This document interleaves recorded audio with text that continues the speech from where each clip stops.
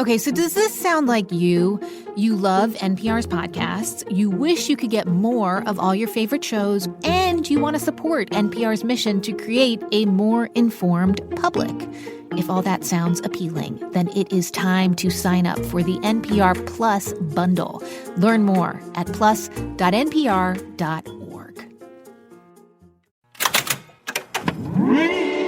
Hello, hello.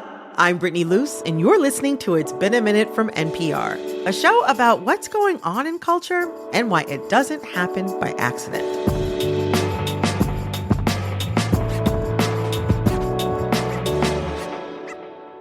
Okay, y'all. This week, we are connecting the dots between President Trump, the richest 0.0001%, and saying the quiet part out loud. I know.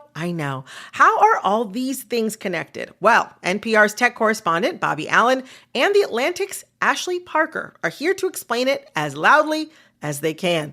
Welcome to It's Been a Minute, y'all. Thank you so much for coming. Thanks for having me. Yeah, thank you. Okay, really quick. When I say the top 0.0001% richest people, can you all even picture how much money that is?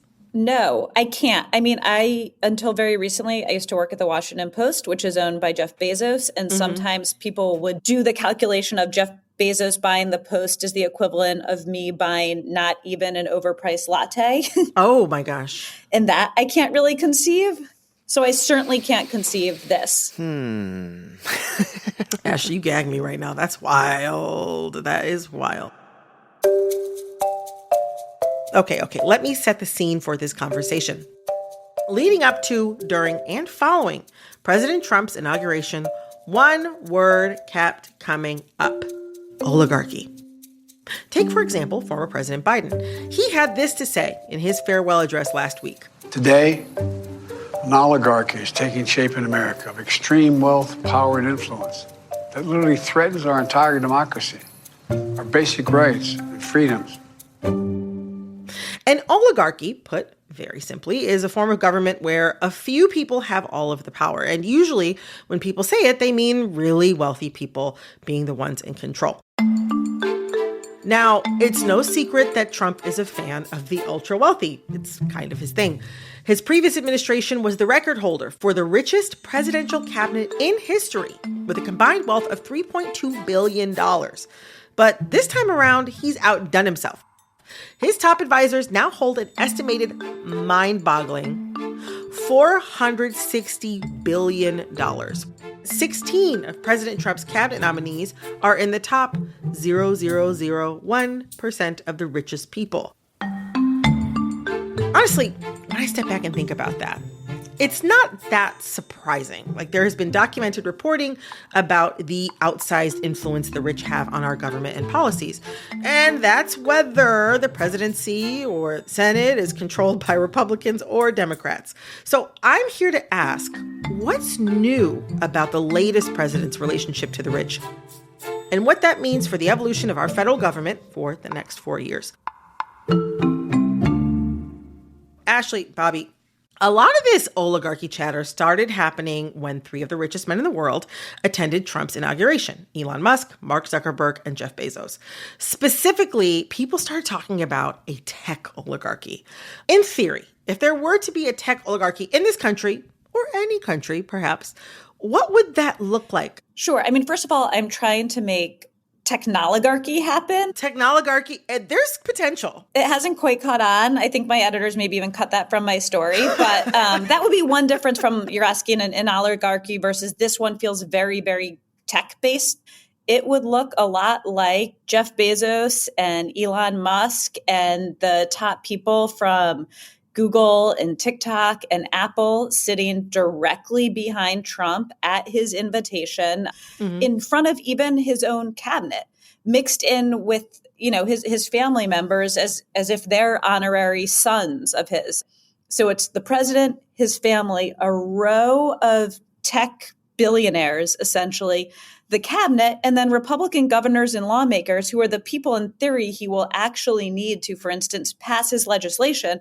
Most of them were in the overflow room. The symbolism is a little too on the nose almost, isn't it? It's just A little too on the nose. Yeah. I mean, no longer is there going to be this kind of confrontational, antagonistic relationship between Silicon Valley and the federal government, but they're sort of working in lockstep to pursue innovation, to be builders, like they like to say, to, go toe-to-toe with China when it comes to, who's going to win the sort of AI race. It's going to look like the government is using all of its powers to sort of power the most far-reaching and the richest industry in the world, which is the tech industry. So taking that, what's an example of something happening between the Trump administration and these tech CEOs right now that people can point to that feels like evidence of a tech oligarchy taking shape?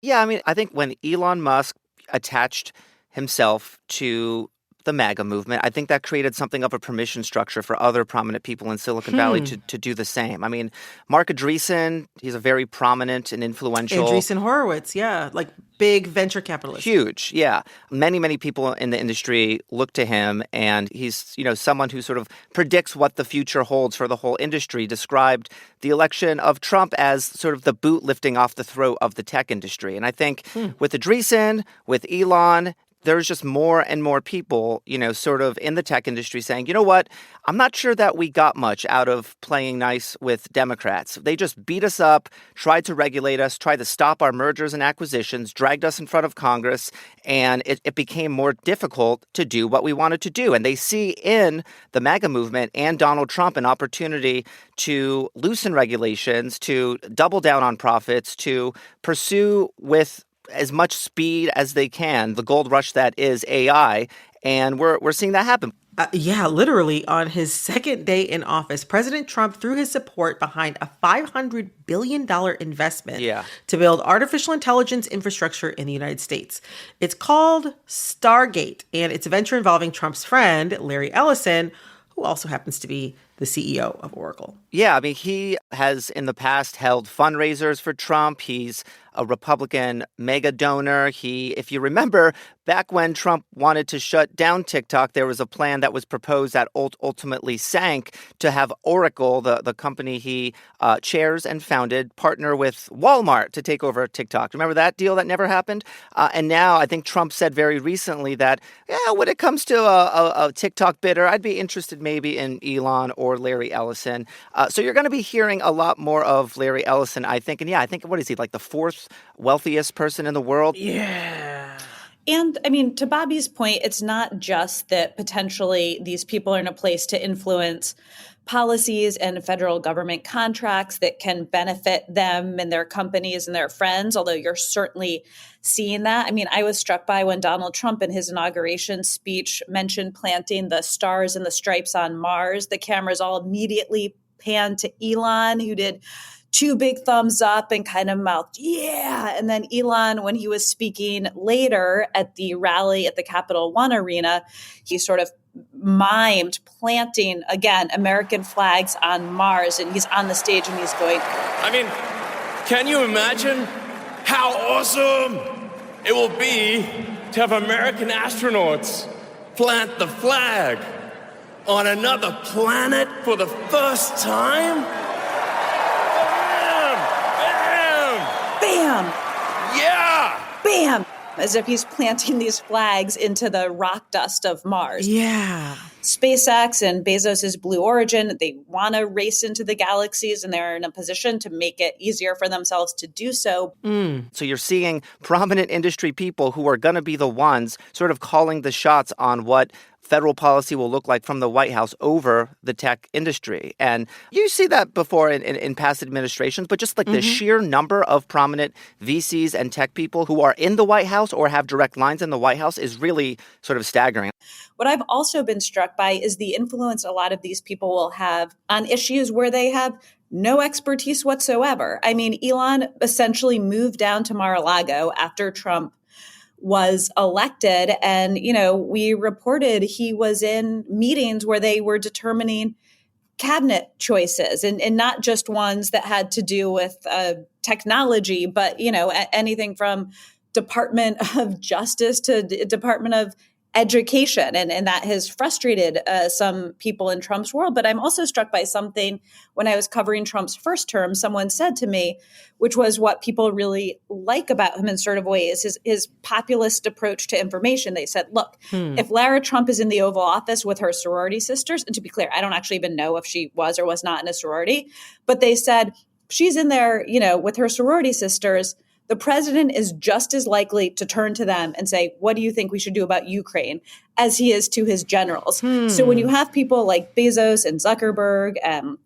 Elon just talking to Trump in the same way he is as likely to ask his caddy as his Defense Department secretary for advice, he is also going to be turning to them with all sorts of questions where they may stand to benefit and or they may have absolutely no expertise or right weighing in. Well, so from where I'm sitting, it's pretty clear why, butting up to Trump is good for these CEOs. But what about President Trump? How is an alleged oligarchy good for him? I mean, from what we know about Trump, he doesn't seem like a guy that's just going to bend to what someone else wants. He very frequently tries to do the opposite. What is he getting out of these relationships? To me, I think it's quite simple and obvious. On the one hand, I don't think he is going to bend to them. He's made no indication that he's going to do what they want if he disagrees with it. But what he gets is a bunch of uber wealthy, influential people bending themselves to his will. So he didn't like fact checking on Meta's platform, and Meta's no longer doing that sort of fact checking, right? I think another example is Elon wrote a huge check during the election, which was valuable. And there's a world in which Elon strokes another check to an outside group that helps him push a priority. When you have rich people trying to please you at every beck and turn, that feels pretty beneficial to me. And if they cross him or if they dismay him, he can cast them out. And we may see that. Yeah, one of the things I've been thinking about is with this oligarchy, technologarchy, as you've called it, a broligarchy, as others have called it. It just makes me think about over the years 2016 to 2020, seeing kind of how sometimes the Trump administration felt like a revolving door of different characters. I mean, who could forget Scaramucci? That name became synonymous with a very brief amount of time. It'll be interesting to see how these relationships continue once the actual tensions and the daily grind of the presidency takes place. And the other dynamic here is that, as with all oligarchies or technoligarchies, there's a sense from sort of people in the stalwart, hardcore MAGA movement that some of these tech bros are diluting it. And the person who is kind of leading the charge right now is Steve Bannon, who's really pushing hard and publicly going against them. And, Bannon told me, I talked to him when I was reporting the story, and he said, the tech bros think it's a huge flex that they're up on stage with Trump, but it's not the flex they think it is, right? He described it to me as Trump has these people on display. He said, I don't see what these nerds are getting out of it. And they're too dumb to understand that it's like walking into Teddy Roosevelt's game lodge and seeing all the stuffed heads mounted on display. And you can sort of take it one step further and envision it's like a game show where there's a trap door under one of them and they suddenly just disappear through the stage if things go awry. When we get back, has America already been an oligarchy? Some things that Steve Bannon and Alexandria Ocasio-Cortez agree on. So you might not always think of AOC and Bannon as aligned, but rarely ever. Yeah. I put that out there for you. After a quick break. This message comes from Wise, the app for doing things in other currencies. Sending or spending money abroad? Hidden fees may be taking a cut. With Wise, you can convert between up to 40 currencies at the mid-market exchange rate. Visit wise.com. T&Cs apply. Donald Trump is starting his second term as president. What will his administration do and what policies will it promote? On the NPR Politics podcast, we'll break down what the new administration does and explain why it matters. Listen to the NPR Politics podcast every day. President Trump is back in Washington, pursuing major policy changes on his own terms. We know from the past that means challenging precedent, busting norms, and pushing against the status quo. NPR is covering it all with Trump's Terms, a podcast where we curate stories about the 47th president with a focus on how he is upending the way Washington works. Listen to Trump's Terms from NPR. Technologist Pau Garcia is using AI to create photos of people's most precious memories. How her mother was dressed, the haircut that she remembered. We generated tens of images, and then she saw 2 images that was like, that was it. Ideas about the future of memory. That's on the TED Radio Hour podcast from NPR. To bring this back to oligarchy, we started this conversation with Biden saying, quote, an oligarchy is taking shape. And I feel like that kind of implies that Biden didn't think we weren't already in one. But people like, Representative Alexandria Ocasio-Cortez went off on TikTok saying, we've already been in an oligarchy. Oh, I don't think we're witnessing the start of an oligarchy. I think we are fully here. It kind of makes me wonder, like Carrie Bradshaw, I couldn't help but wonder, is this moment really that different from how things have been run in the past, or at least the more recent past? I mean, have we already been living in this system, and is this business as usual, or are we at a moment where there's a real change taking place in terms of how an oligarchy can shape American politics? Not to quote Bannon again, but he is imminently quotable. But right, he, as I mentioned earlier, he's one of the people who is sort of fighting against what he views as this tech oligarchy. But in talking about Biden's comments, he said to me, look, dude, you created it. The Democrats created this because you thought big tech was on your side, and now they've turned. And so the way he described it was, you guys created it, and now it's a problem for me in the war room to handle. So you might not always think of AOC and Bannon as aligned, but rarely ever. Yeah, I put that out there for you. I mean, I will say one difference is I've always believed, having covered Trump, that one of his powers is his shamelessness. And whatever you believed of what was happening in the Biden era, Biden would not have had those people, that group of people, sitting up there with his children, his grandchildren in front of his cabinet while Democratic lawmakers and governors were shunted to a further away space. So yeah, the public shameless embrace is a difference. I would say, yeah, that's what feels different to me here.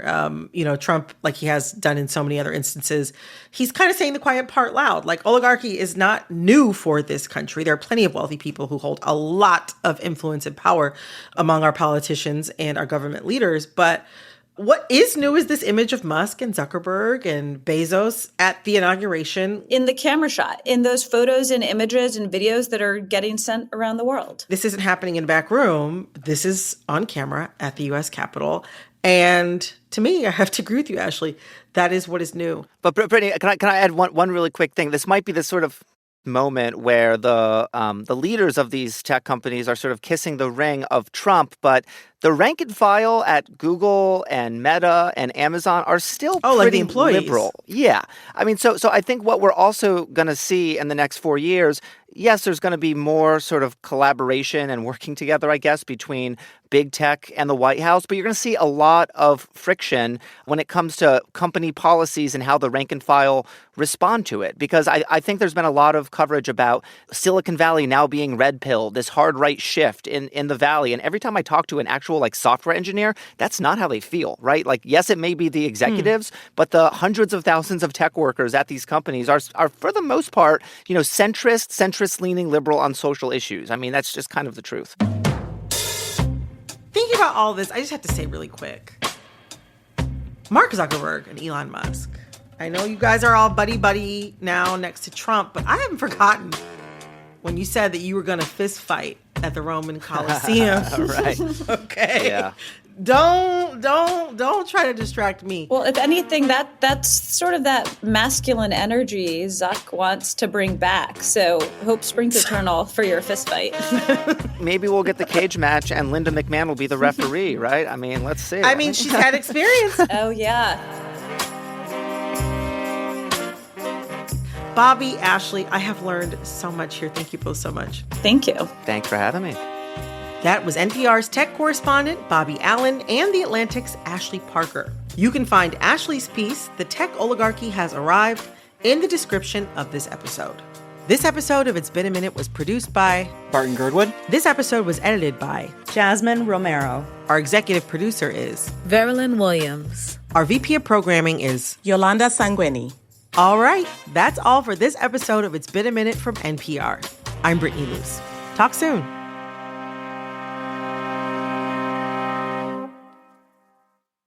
What's in store for the music, TV, and film industries for 2025? We don't know, but we're making some fun, bold predictions for the new year. Listen now to the Pop Culture Happy Hour podcast from NPR. For every headline, there's also another story about the people living those headlines. On weekdays, Up First brings you the day's biggest news. On Sundays, we bring you Closer with a single story about the people, places, and moments reshaping our world. Your news made personal. Every Sunday on the Up First podcast from NPR. The Indicator from Planet Money is diving into the world of batteries. Not the kind you buy at the grocery store. We're talking really big batteries, the kind that can power thousands of homes. This technology came seemingly out of nowhere. We're digging deep into the battery industry in 3 back-to-back episodes. Listen to the Indicator from Planet Money podcast on NPR.